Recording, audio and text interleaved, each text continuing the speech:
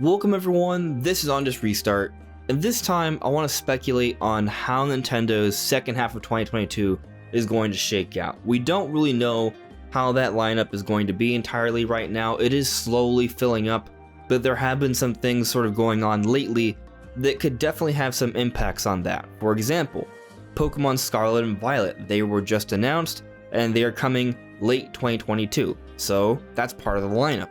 Also, the Nintendo Direct was just a few weeks ago. We got confirmation of Xenoblade Chronicles 3 coming out in September. So those are two big things.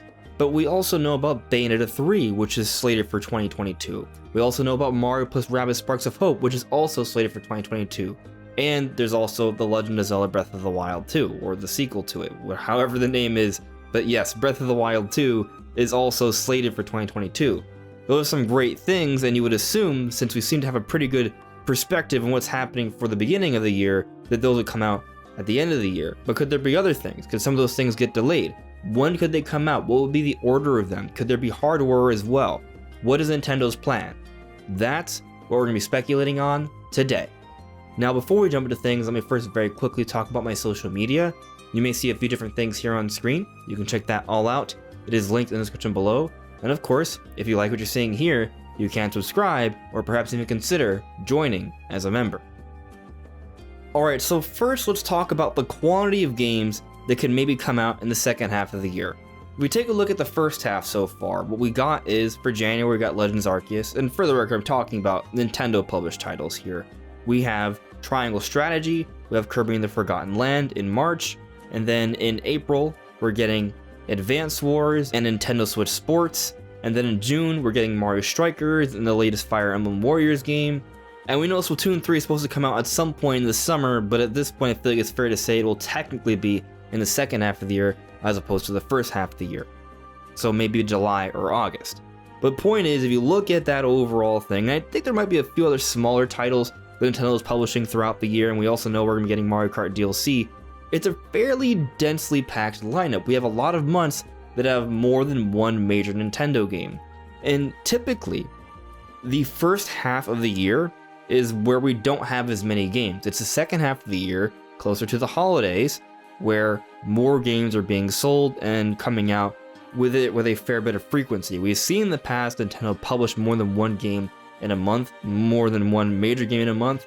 I like to talk about 2019 because in 2019, within about a 6-month window, we had a number of major releases. Mario Maker 2, Fire Emblem 3 Houses, Link's Awakening Remake, Dragon Quest XI-S, Daemon X Machina, Luigi's Mansion 3, Pokémon Sword and Shield. It was a pretty darn dense period of time.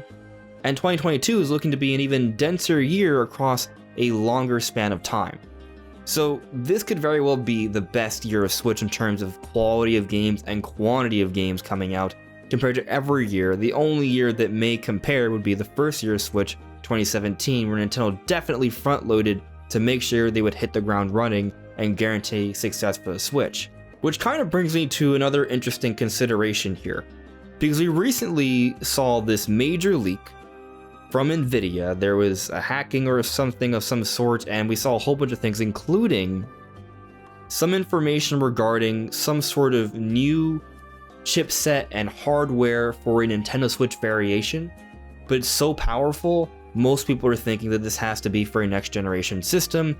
And considering that we just passed the 5-year anniversary for the Nintendo Switch, actually today, this very recording, it's been 5 years, we probably are relatively close to the next big major piece of hardware. Now, Switch sales are not really slowing down, so Nintendo's probably not going to come out with a completely superior piece of hardware that completely outclasses and devalues the Switch entirely too soon, because it's still selling. It doesn't make sense to do that.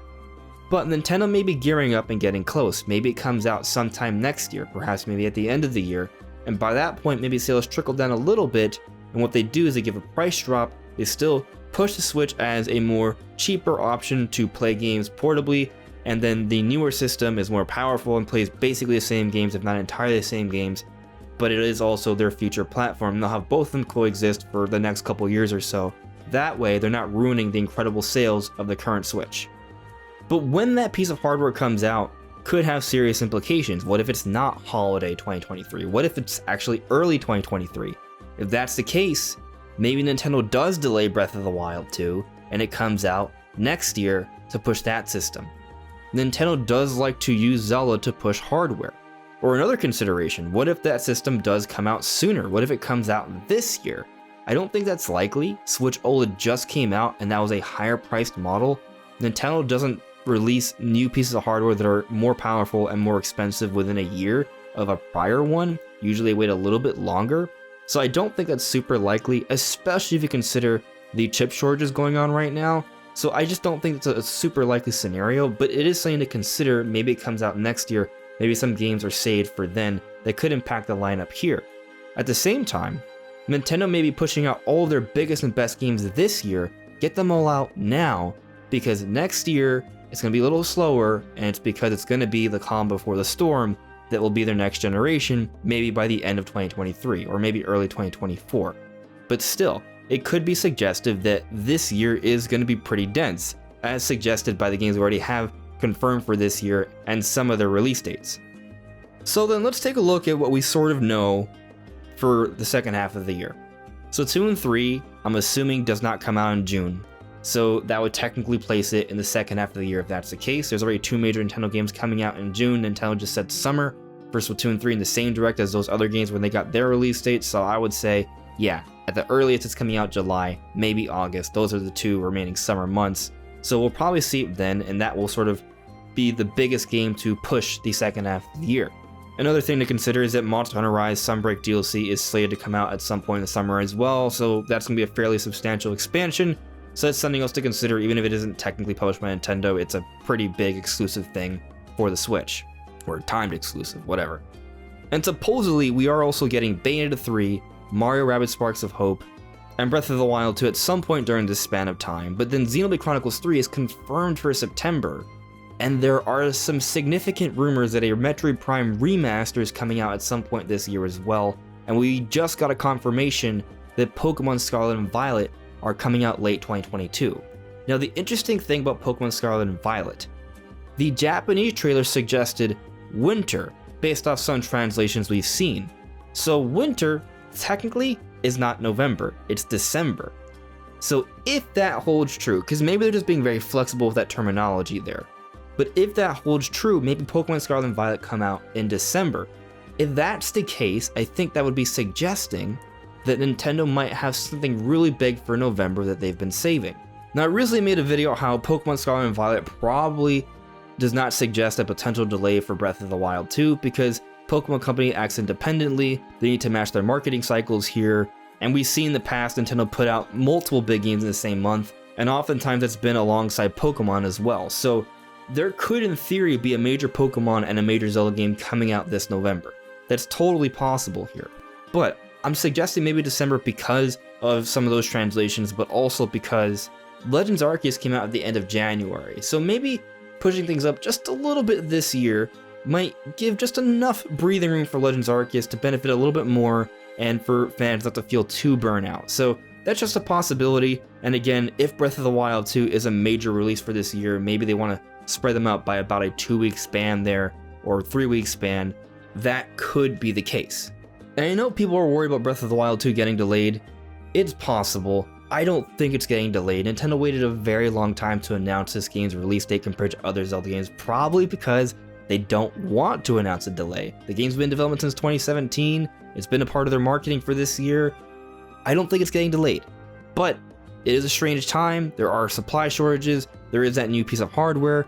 Nintendo does like to use Zelda to push hardware, so we'll see. But we see something major for Zelda come out every single year, and there's been nothing else Zelda announced for this year, unlike last year when we had Skyward Sword HD.